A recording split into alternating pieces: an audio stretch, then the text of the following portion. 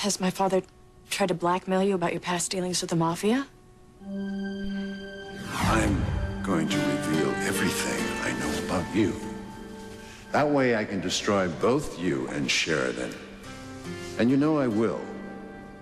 Because I can. No, Sheridan. Alistair didn't try and threaten me with my former links to the mob. Thank goodness.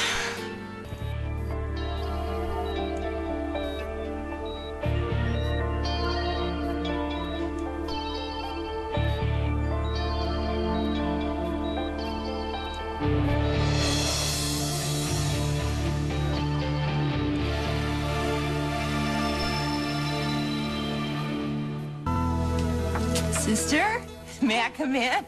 Oh, yes, you may. Did you sleep well? Do you like your room?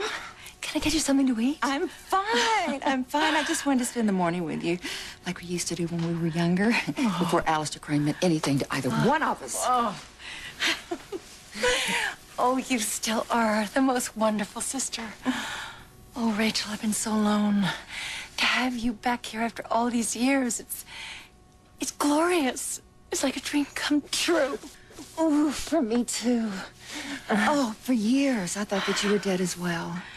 Oh, I read about your memorial service, the galaxy of world figures who attended. Oh, but my heart ached for you, Katherine.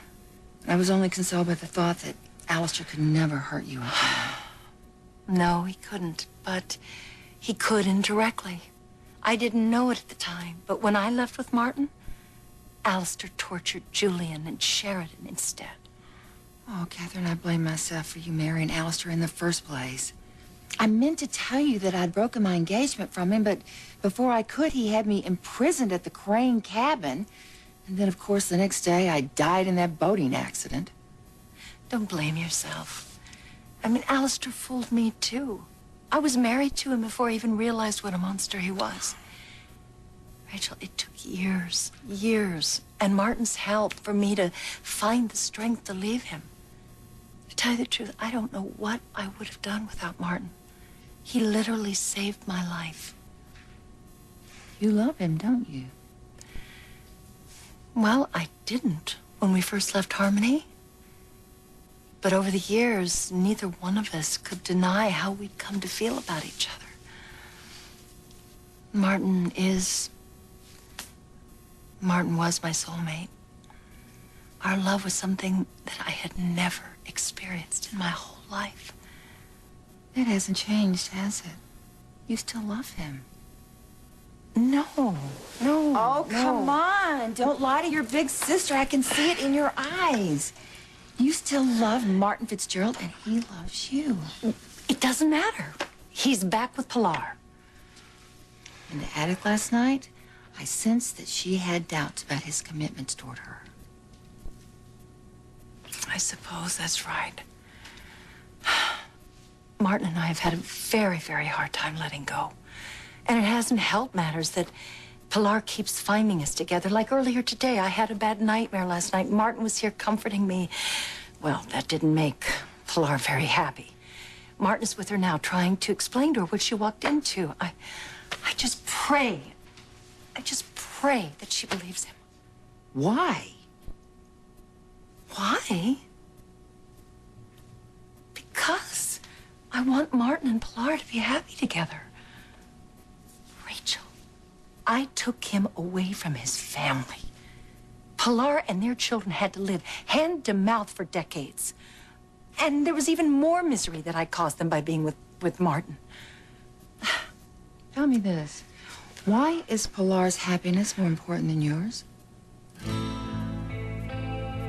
Excuse me? Katherine, you have suffered so much. If you have a chance for love, you should take it. If you can get Martin back, do it. Be with the man that you love. You deserve happiness for all the hell that Alistair put you through. I thought I heard voices in here. Rachel, oh, please come join us. You're the lady I met when Ethan was in his coma. Yes, Rachel Barrett. It's nice to see you again. Nice to see you, too. Wow, you're Sheridan's Aunt Rachel. You thought that you were dead. Well, it's a long story, but the short of it is, Alistair lied. Of course he did. So, where have you been all these years? Well, Alistair kept me prisoner and until I finally escaped by falling off a cliff. Alistair thought I was actually dead. So I've been living under an assumed name and trying to keep a low profile. Christopher Booth. Very nice to meet you, Mrs. Barrett. Sheridan told me last night that you were back. Well, so nice to meet you too, Chris. I'm Gwen. I'm Ethan's wife. It's so nice to meet you. How did you get here in the ice storm? Well, I was already here, and I thought it was time to finally right some wrongs, so I had been living in the attic for a while. Alistair actually thought I was a ghost until last night. He's been trying to convince himself that he's not losing his mind. Wow. So you've been here for a while without actually being seen? Well, unless I wanted to be. So you've seen and heard a lot, then? Yeah, I suppose I have. I do know the hell that Alistair's put you through. I heard your screams, your tears after he had his way with you. And what else have you heard? Such as?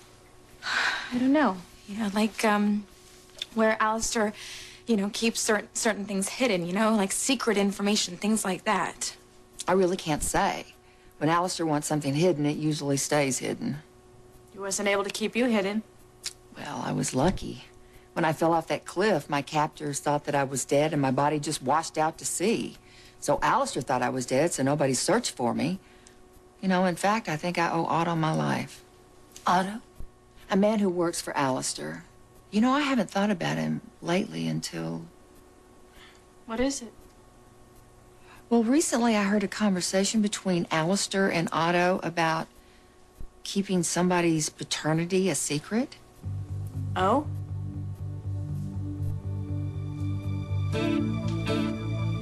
Please, Rachel, please tell us exactly what you heard Alistair say.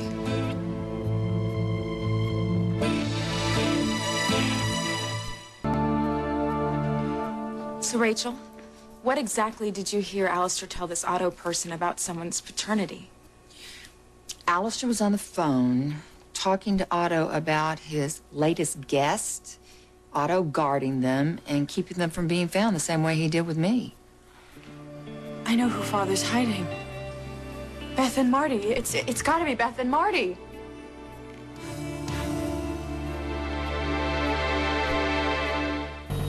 Grampy, I don't know who did this to you. If only you'd come to, you could tell us.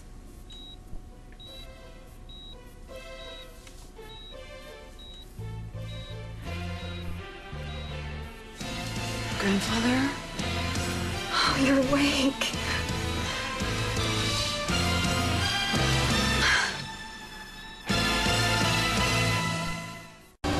You must have overheard Father talking to this Otto person about Beth and Marty. That's gotta be who he's hiding. Would make sense. Tell me more about this place where Father held you prisoner with Otto. I'm sorry, but as I told you last night in the attic, I don't know where I was, except that I was high on a cliff overlooking a sea. It's the same place that your father took me the night that you thought you killed me. I was blindfolded, I was groggy, maybe drugged, I don't know. And when I finally came to, I was there, wherever there is. But I vowed not to let Alistair keep me prisoner again, so when I finally escaped, I accidentally fell off the cliff. And that's when Otto told Alistair you were dead. Mm-hmm. Only a boat picked you up. Yes, and I don't have any idea how long we sailed or where we sailed. I just know that after we docked, that I somehow eventually ended up in Montana.